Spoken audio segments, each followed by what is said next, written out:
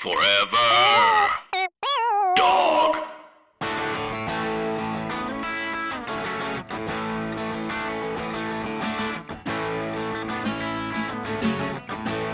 I used to think that this was my town. What a stupid thing to think. I hear you biting off a breakdown. I myself am on the brink. I used to want to be a real man. I don't know what that even means. Now I just want you in my arms again, and we can search each other's dreams. What's up, 3Bs? What's up, Diamond Dogs? What's up, Athletic Gerbils? It's Rhea Butcher, the host of this show, Three Swings. That's what you're listening to. Shout out to all the new Deadspin listeners. We've been getting a lot of tweets from you who started listening to the podcast after the Deadspin article, hopefully in positive ways. Bench Coach Brett didn't give me specifics on that, but thank you for listening. And thanks again to Deadspin and John Lennigan for that wonderful piece. He really got what I was trying to do with this old thing. And I'm glad you're here. And I'm glad that the postseason is happening. It truly is the most wonderful time of the year. I was on a podcast recently, and I was discussing the postseason, and one of the hosts was talking about he just could not deal with the hundreds of games, and I do love that people say hundreds. It's only 100 plus 62, but I get it. That's if you're talking about one team, and you should be, but whatever. It's just very funny to me. And yeah, look, I actually like that about baseball. I like that you can watch the whole season, every game even, which I didn't do because I couldn't. Some of you probably did. And to those of you that have done that, I am so proud of you. Like, honestly, I'm so proud of you. It must feel great. It must feel awesome to be like, I watched every episode of this. I watched all of it.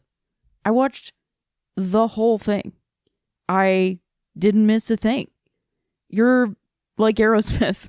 You didn't want to miss a thing. You don't want to miss a thing. So you didn't.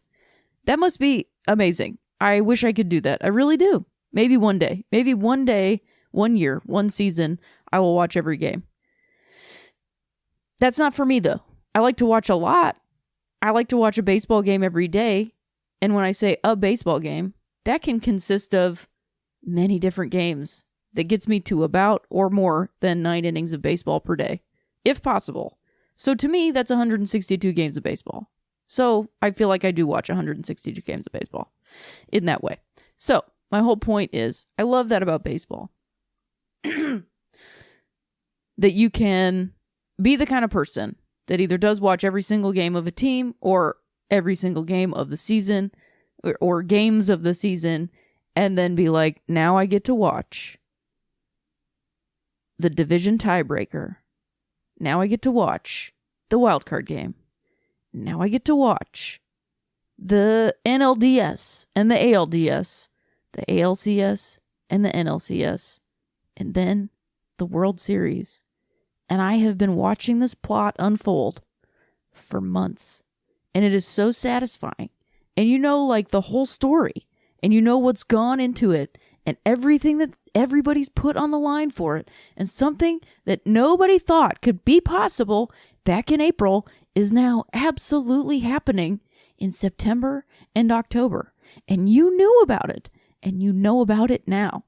And at the same time, you can have not paid attention to any of that. And you can turn on FS1, TBS, MLB Network, and find yourself fascinated with the playoff baseball game. And on top of that, you could come in at the championship series. You could come in at the World Series. Hell, you could come in when it starts to be elimination games in the World Series, and you could get pulled in. I know that to be true because I know the past 2 World Series have done that for people. And that is what I love about this game, is that it pulls you in. It's an emotional game because it takes a while. I love it. I love that about it. So it's my favorite time of year. Happy postseason, everybody. Here we are.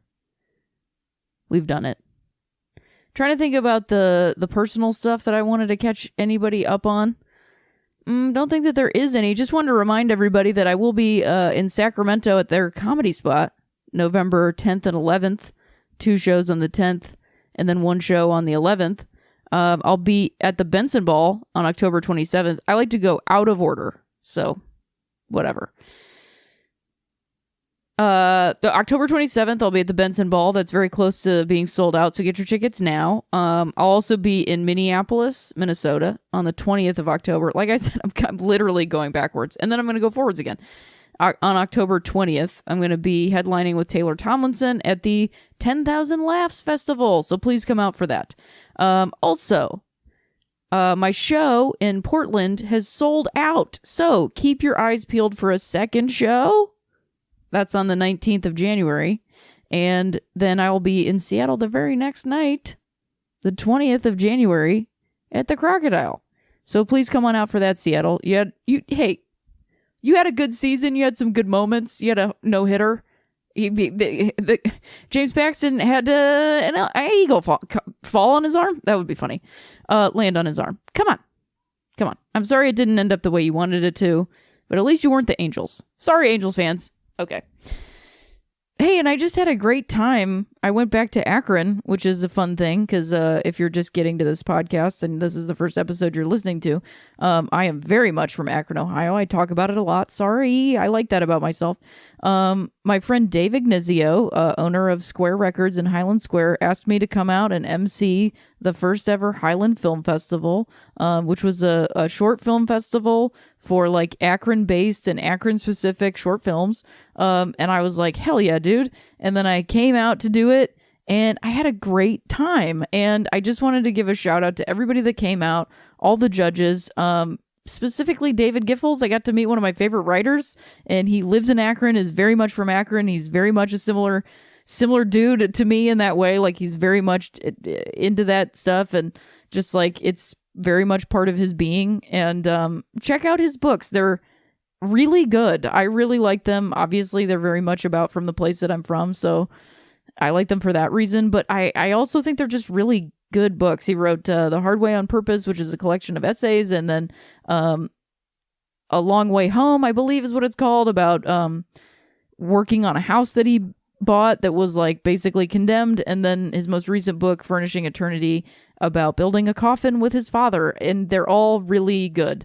But I mostly want to say thanks to everybody that came out to that film festival. It was really wonderful, and all of the films were really great. It's really cool to see how creative people are just in general, and also to see how creative people are in a place like Akron. And like, it's actually really, in terms of creativity and art and making things, like, people are really into it, and it gave me so much joy and happiness. I don't really use the word hope much these days because I don't believe it to be a real thing, but I will use it here. It gave me a lot of hope because I realized, like, my generation of people there was nothing going on, and we were like, we need to move someplace else. And then what's happened now is that people who lived in places smaller than Akron are like, oh my God, look at everything happening in Akron, and then moving there. And so it must be happening in other places across the country, and that is going to have a huge effect on everything in like 5 years. So that gives me something to look forward to and believe in, that people are claiming space and making things out of it and working with each other. And that's just really cool. So I just wanted to give a shout out to the Highland Theater, Highland Square in general, Akron, Ohio, the John S. Knight Foundation for funding it and funding all of the creative stuff that they do in Akron, Ohio. And to Dave Ignizio and everybody that worked on putting the festival together.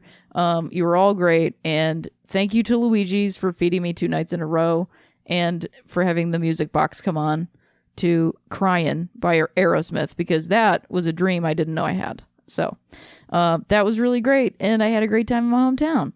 I think that's pretty much it. I'm feeling good. I can't remember if I mentioned on this show whether I started meditating, but I did. And this thing doesn't advertise on my podcast. Maybe they will, but I started using the Headspace app. It helps me meditate.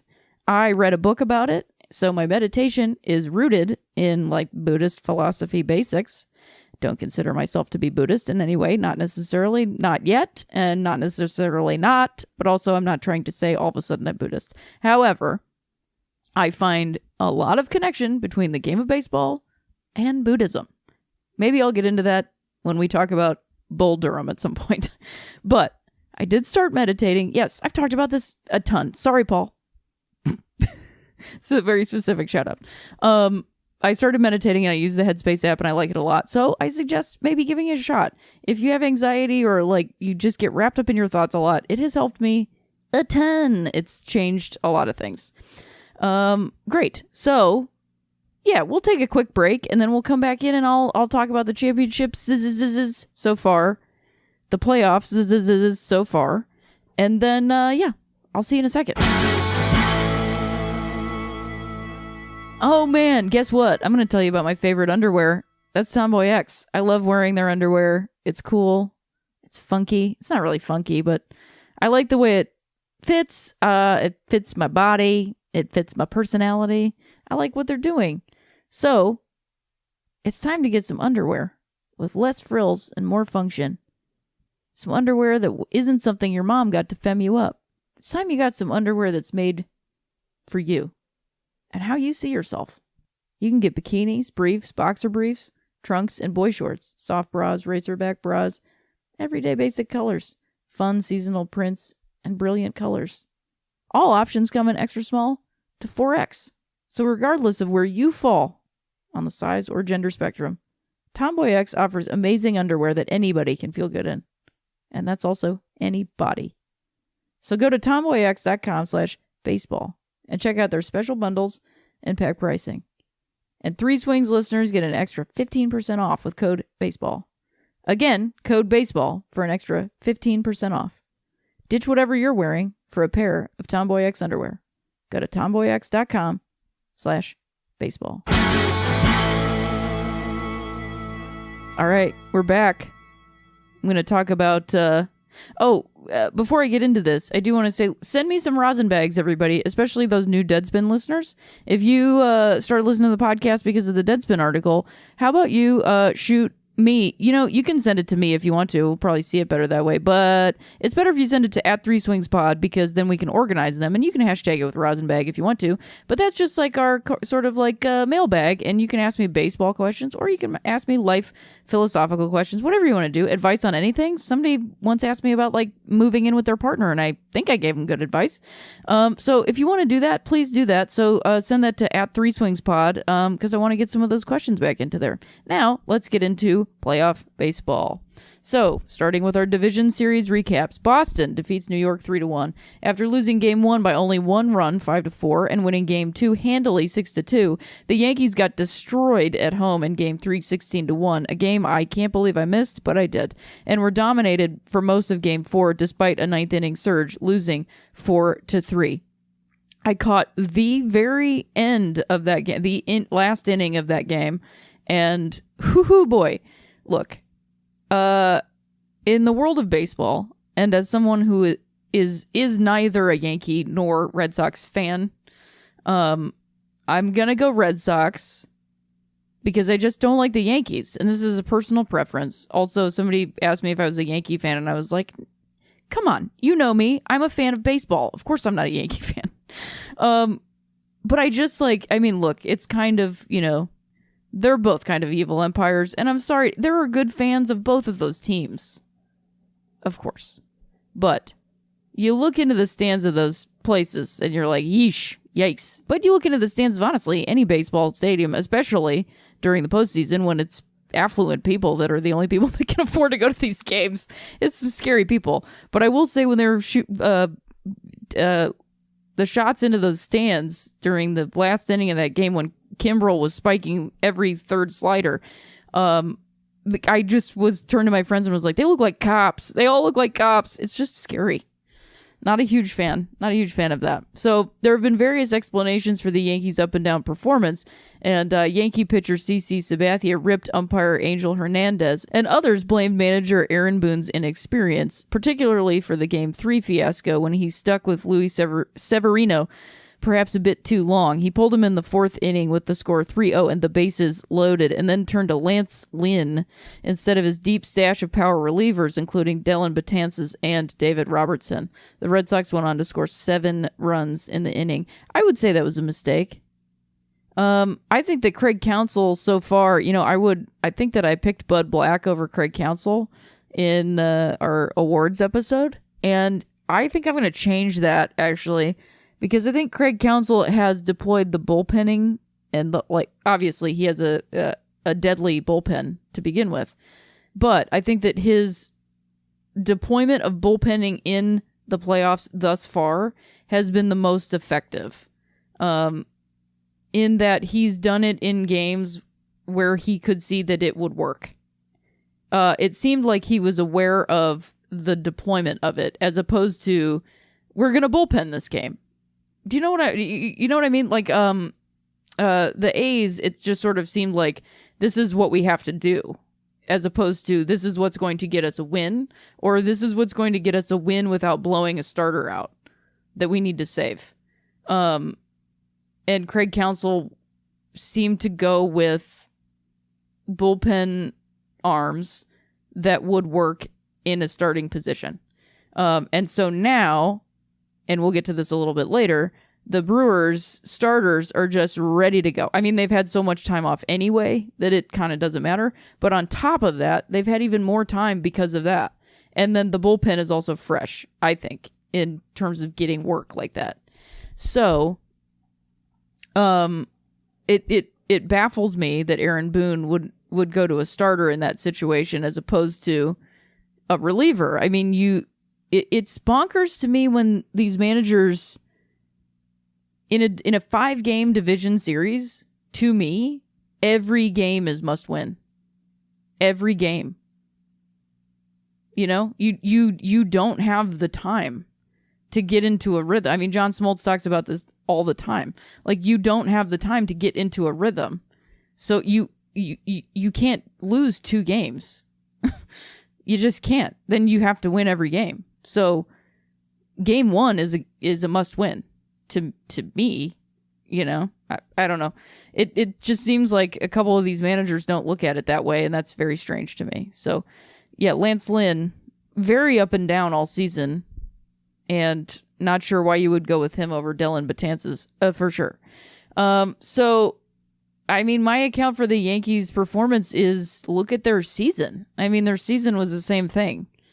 A friend of the show, Andy Billman, director of the 30 for 30 Believeland, said to me he was scared of the Yankees because he was afraid that they had been purposely tanking or hiding stuff. And I don't disagree with that, but it clearly didn't work. I don't think that they don't seem to, the Red Sox really play as a team, and the Yankees less so. The Yankees are a little bit a bunch of solo artists jamming together, and then the Red Sox are like a jam band jamming together, if that makes sense. The Yankees are the traveling Wilburys, and the Red Sox are Fish. Okay. And Brock Holt, we couldn't get past this division series without saying that the Red Sox second baseman, who bats 7th in the lineup and hit .277 this year with 7 home runs and 46 RBI, became the first MLB player in history to hit for the cycle in the postseason. He wasn't even supposed to be on he wasn't even supposed to be on the roster. This is the kind of stuff that the postseason is all about. Brock Holt hitting for the cycle.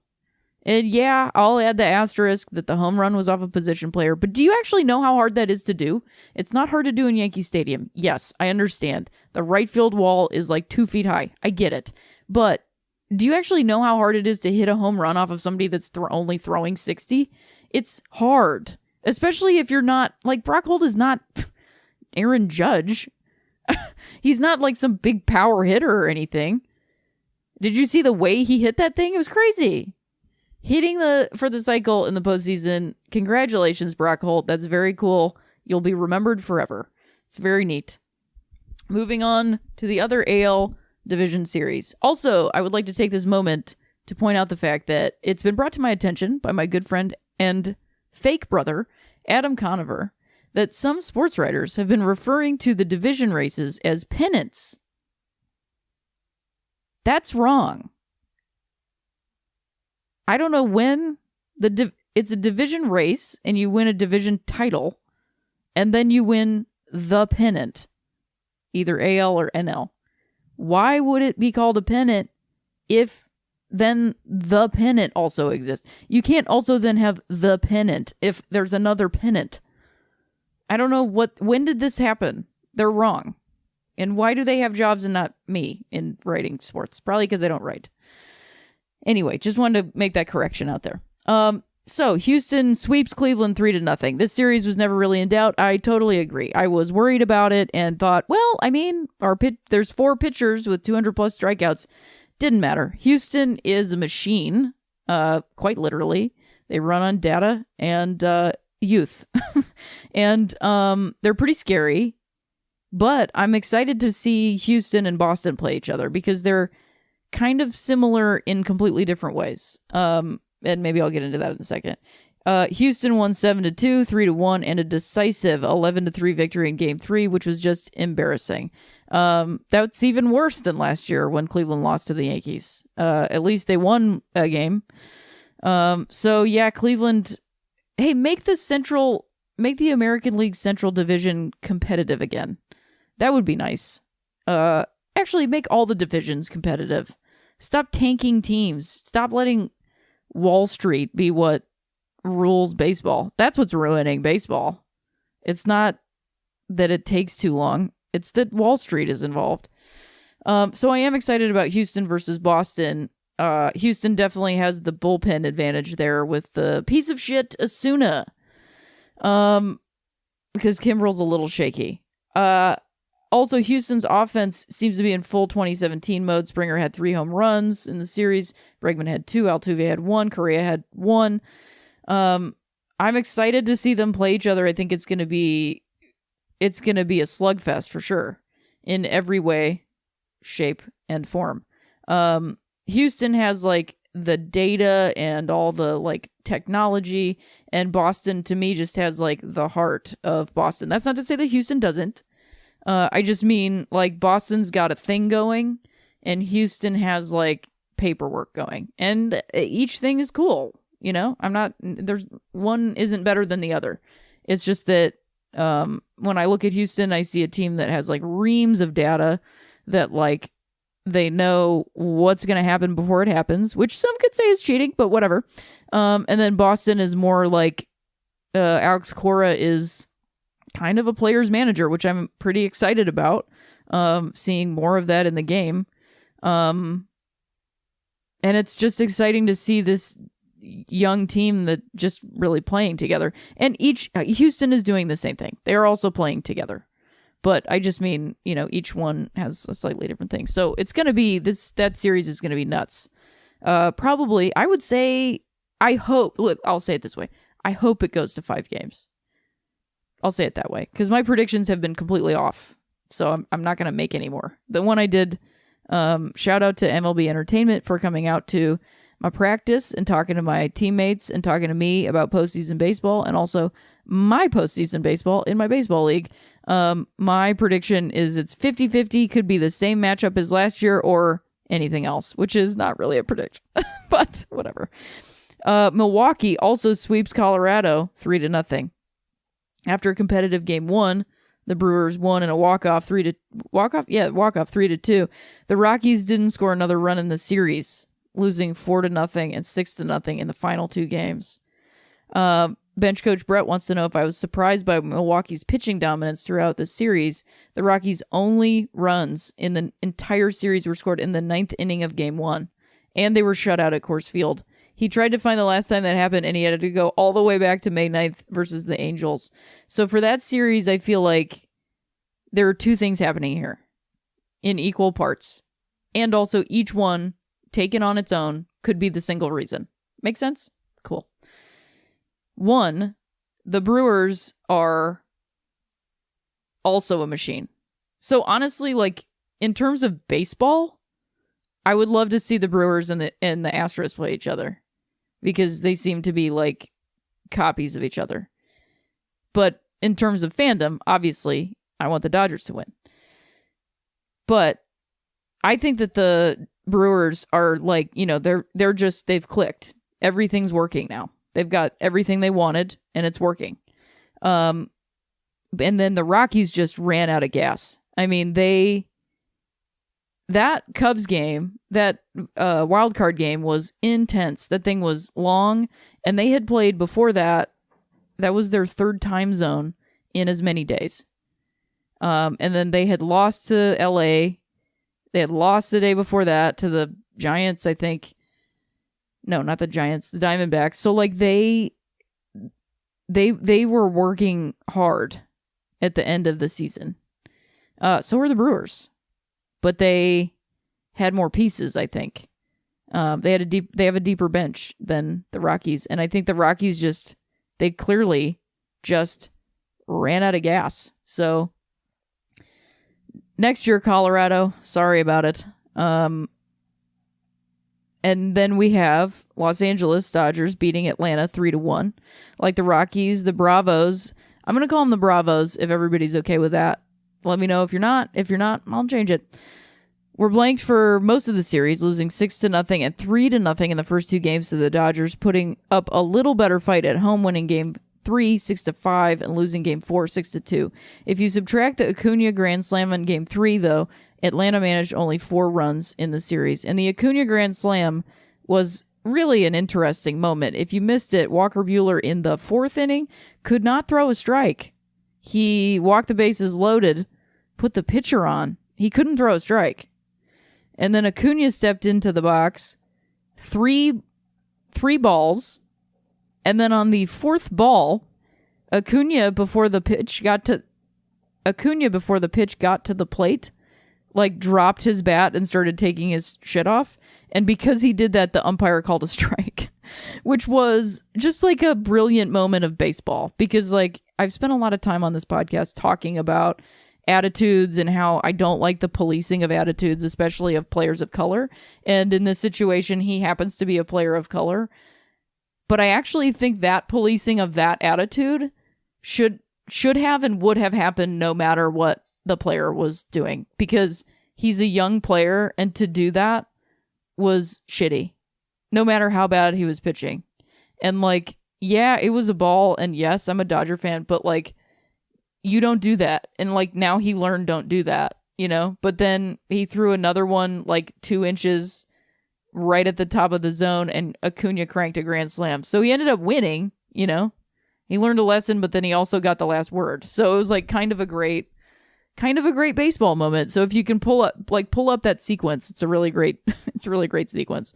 Also, just to circle back again, Craig Kimbrell did have a couple really great pitching sequences in the bottom of the 9th of that of game 4 at Yankee Stadium. Some of those were absolutely specifically against Giancarlo Stanton, because I've been working on following pitch sequences and that strategy, because it was not something that I really paid attention to, or anybody that I watched with really paid attention to or thought about, and I didn't really listen. The analysts that I listened to didn't really talk about it either, or at least not in great length, or maybe I just didn't get it. But now I'm like into it, like sequences and that strategy of like changing the batter's eye line and stuff. So go back to the Stanton at bat in the bottom of the 9th of game 4 if you want to check something out like that. So my thoughts on the baby Bravos are, what do they need to add to seriously compete?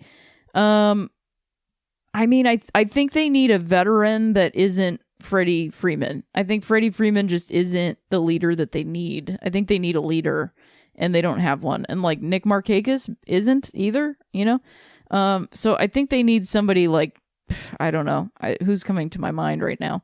I mean, they got Lucas Duda. He didn't really do much for them. So they need a vet.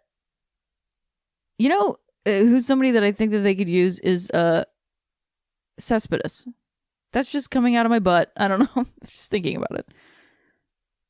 Anyway, okay. So thoughts on the Dodgers. Machado and Muncy both batted under 200 for the series, but had key hits. Bellinger was 0 for 11. That does not bode well. Turner was 5 for 14 hitting 357. Bodes well. Great job, JT. Love to watch you play. And Puig was 3 for 9 with a .333 batting average. David Freese had 2 RBI and 3 at-bats. David Freese also came in the clutch with a 2 RBI single. And that is the kind of veteran that you need. And I realized, I was like cold on their David Freese pickup. And then I saw that at-bat and was like, oh yeah, this is right. Because the other pickups that the Dodgers had in Brian Dozier and Manny Machado, I realized watching them play the Bravos is that they don't have a ton of postseason experience. Wildcard games, and that's it. And they both lost. So those two guys don't really have the mental stuff that Freese has. So I'm glad they got all 3. And Machado seems to be evening it out. I hope he starts hitting better. And Muncy, look, he was seriously platooning near the end of the season. So I give him a minute to get back into it. And I'm hoping that against the Brewers is when he does it. 14 of the 20 Dodgers runs in this series came from home runs or sacrifice flies. Peterson 1, Muncy 2, Hernandez 1, Machado 2, Grandal 1, and Taylor 1. Again, you can go back to my last episode. They live and die off of the thing. It's not the best. Sacrifice flies, all right. That means you're getting on base. But I'm not stoked on the home run reliance, because if you run into the Astros, it's not going to be good. So, championship series previews. This is a behemoth of championship series. No outliers here, just 4 stacked teams, all seemingly at the peak of their abilities, and no significant injuries, minus Corey Seager. Boston versus Houston. Houston won the series 4-3. Again, that's pretty tight. Game 1 is Saturday in Boston, Verlander versus Sale. My prediction is that Verlander throws a better game, and when he comes out, Boston wins. So we've got the Los Angeles versus Milwaukee. LA won the season series 4-3. Game 1 Friday is in Milwaukee. It's Kershaw versus TBD, but it's probably going to be Jhoulys Chacin. My prediction is that it goes extra innings and the Brewers walk it off, but I want the Dodgers to win. So those are my predictions.